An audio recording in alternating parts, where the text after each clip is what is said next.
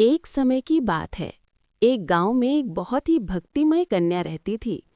वो प्रतिदिन संध्या के समय पीपल के वृक्ष के नीचे दीपक जलाकर माता लक्ष्मी की पूजा करती थी। उसका ये नियम था कि चाहे कुछ भी हो जाए, वो प्रतिदिन वहां दीप जलाना और लक्ष्मी जी का स्मरण करना नहीं भूलती थी। एक दिन माता लक्ष्मी उसकी भक्ति से प्रसन्न हुई और कन्या का रूप धारण कर उस लड़की के पास आईं। उन्होंने मुस्कुराते हुए कहा, बहन, क्या तुम मुझे अपनी सखी बनाओगी? भक्त कन्या ने हंसते हुए कहा, क्यों नहीं, अवश्य। और इस प्रकार दोनों में सच्ची मित्रता हो गई। अब दोनों रोज एक साथ पूजा करती, बातें करती और हंसती। एक दिन लक्ष्मी जी ने कहा, बहन, तुम मेरे घर चलो ना, मैं तुम्हें अपने घर दिखाना चाहती हूँ। कन्या ने कहा, मैं अपनी माँ से पूछकर चलूंगी। अगले दिन जब उसने माँ से आज्ञा ली और अनुमति मिली तो वो अपनी सखी के साथ चल दी। जब वो लक्ष्मी जी के घर पहुंची तो चकित रह गई। वहां राजमहल जैसी शोभा थी। चारों ओर सोने चांदी की चमक, सुगंधित पुष्पों की महक और भव्य थालियों में स्वादिष्ट व्यंजन थे। लक्ष्मी जी ने उसे सोने के थाल में भोजन परोसा। कन्या ने प्रसन्नता से भोजन किया और फिर दोनों वापस लौट आईं।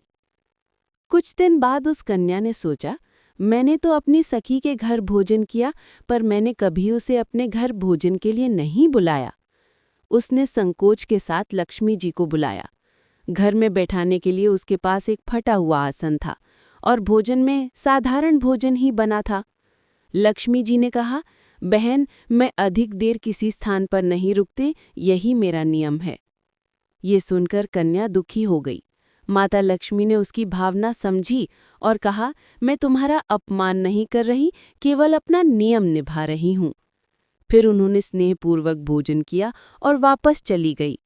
कुछ दिन बाद जब उस कन्या को ज्ञात हुआ कि उसकी सखी वास्तव में माता लक्ष्मी है, तो वो अत्यंत प्रसन्न और विनम्र हुई।